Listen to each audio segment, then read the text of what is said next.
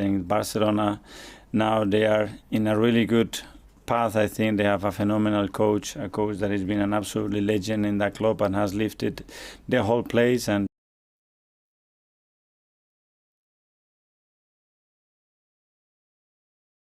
and Mohamed El Neni out there today. Are they all at different stages in terms of their fitness, or potentially could all of them be involved tomorrow or Sunday? They are in different stages. Obviously, Mo had a long-term injury, but he has recovered in a really good way, and he's been training with the team for a week or two now. Alex is just very recent, and he trained just 2 training sessions, and Bukayo just missed 1 or 2, and he was fine today. Okay, so he could be available certainly for tomorrow night if needed. Yeah. Obviously a lot of concern about Bukayo because of the World Cup and people raising the question again about does he get enough protection from referees. But we hear a lot about referees allowing the game to flow a little bit more these days. Does that entail possibly 1 or 2 fouls going unpunished? And is it consistent enough in terms of how games are being refereed? I'm sure that the referees have looked at all the incidents, all the fouls, they know the amount of fouls that our front players are getting, and it's their job to manage that situation in the best possible way. Is it something you might raise with the Premier League? Not here though. Whatever I do, I have to do it with them. Okay. Well, Reece Nelson obviously came on and got a couple of goals, and afterwards he talked about how he understands he has to wait for his opportunities. He has to work to be involved with his Arsenal team in the way it's going at the moment. How pleasing is it to have that mentality? And I think Kieran Tierney said something similar from players who maybe aren't starting the majority of games. What does it say about the mentality of the squad? I think it says a lot about the understanding of each one's role in the team, and that changes every single week. You're talking about 2 players that in the past they play matches and somebody was on the bench. It doesn't mean that they don't push. It's absolutely contrary. They've been really pushing and doing their best to play, but at the end we have to make decisions, and they've been really respectful, as we expect all the players to be respectful when they are on the pitch as well. Gabriel Jesus has got another game without scoring. I think you said afterwards there's no real need for any anxiety about that, and no question in your mind he necessarily has to make any adjustments to how he's playing. If he makes 3 assists in a game, I don't think he has to make many adjustments. I would be really happy if he's able to do that every game. Fair enough. Okay, one last one from me. Some Arsenal supporters will be maybe waking up today and reading some reports about you being linked with managing Barcelona at some point in the future. It's obviously where your football journey started off, so maybe there are some emotional ties there. How do you feel about that? Is it flattering for you? Do you make anything of it? No, what I can say, I'm extremely happy and proud to be where I am. I think Barcelona, now they are in a really good path. I think they have a phenomenal coach, a coach that has been an absolutely legend in that club and has lifted the whole place, and I think you have to be very respectful of that. That's right. Yeah. Hi, Mikel. Hi. Obviously, it was during the game last week that you heard about what happened with Pablo Mari. Yeah.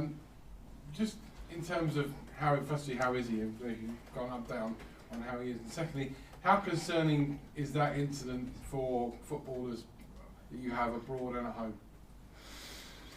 Well, first of all, good news, because he's in a really good place, and we know how Pablo reacts to things, and he's been really positive about everything that happened. But there are concerns, obviously, when you talked about some issues that happened in the last few months with footballers, with wives, with families, not only in the UK but all across Europe. I think we need to raise our voices, and we need to do something about it, because it's not what we want. We need to feel safe, and everybody deserves to feel safe, and we need to do something about that. Under 4 weeks now until the World Cup starts, everybody who supports England will be worried about your players like Bukayo Saka when they come off injured. I know your concern is mainly about Arsenal and not about England, but as the World Cup, as we go into your last 4 games before the World Cup, do you feel any kind of responsibility at all trying to protect these players?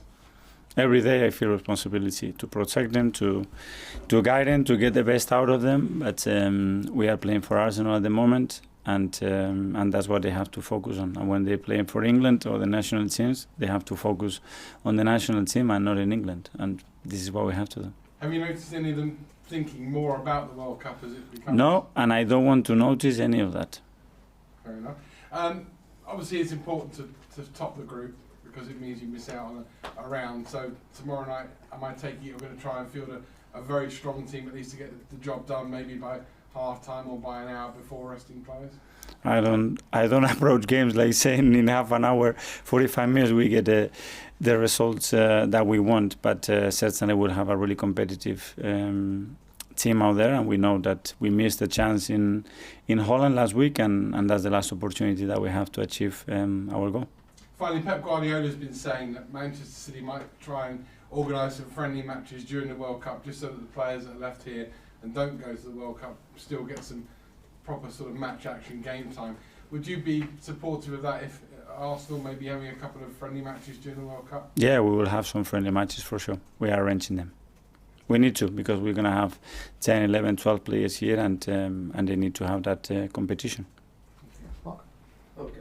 Could what you arrange for that World Cup and how you arrange it be important with what happens to the rest of the season? The clubs that get that right could actually benefit massively later in the year, couldn't they? Yeah, they can do. Obviously, there is an element that we're not going to control what is going to happen during that World Cup with your own players, but certainly with the players that we have here and what we do, it will be like another season, another pre-season that is going to get into a new season.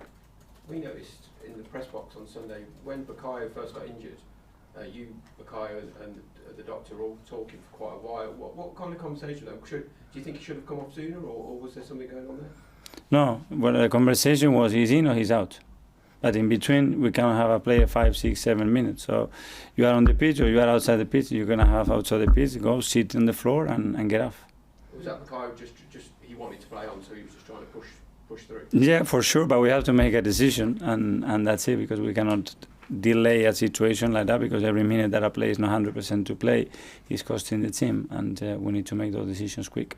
Ian was just saying about players might have an eye on the World Cup, but that proves that Bukayo wants to just keep going no matter what at the moment, doesn't he? Even if he's feeling knocked, he wants to play. He's in that zone at the moment, I suppose.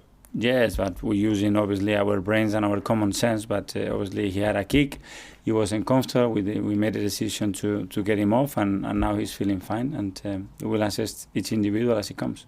Okay, James. Mikel, we're talking about your team selection earlier there. How much of a challenge is it going to be for you balancing that out with the fact you've got not just a Sunday game, a big Sunday game kicking off at 12 o'clock? Does that mean, is that even more of a challenge?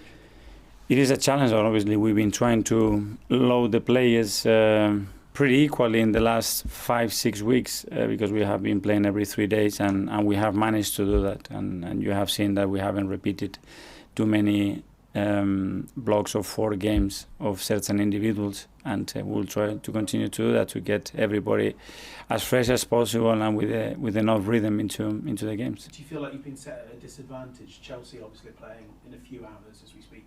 You've got, a day's less preparation, and the game is earlier than you normally play on Sunday. But we know that, and playing in the Europa League, you know that this could be an issue, and that's it. It's a very early kickoff, which is a little bit unusual when you play on Thursday nights, but it's what we have. And just finally, could I ask you, how are you going to watch the World Cup? Are you going to go out there? Are you going to be hiding behind your sofa any time one of your players is playing for fear of getting an injury? Well, we'll be together. We'll be having another pre-season, and for a long period we're going to be away from London, so we'll be together, so we'll be supporting our players. Finally in the live section. Mohamed El Neni's been out for a long time. Obviously, him coming back is a big boost, but specifically the link to Sambi Lokonga, who's covered when you rotated Thomas Partey out of the team. Has that been a frustration, considering Lokonga played in a slightly more advanced role during pre-season, and he's not been able to show those qualities further up the field with Mohamed El Neni being out? Yes, but that situation arose because we had Thomas out and then Mo out, and we have to adapt the position of Sam because he's our most natural player to do so, and with Mo coming back, now we have another position open.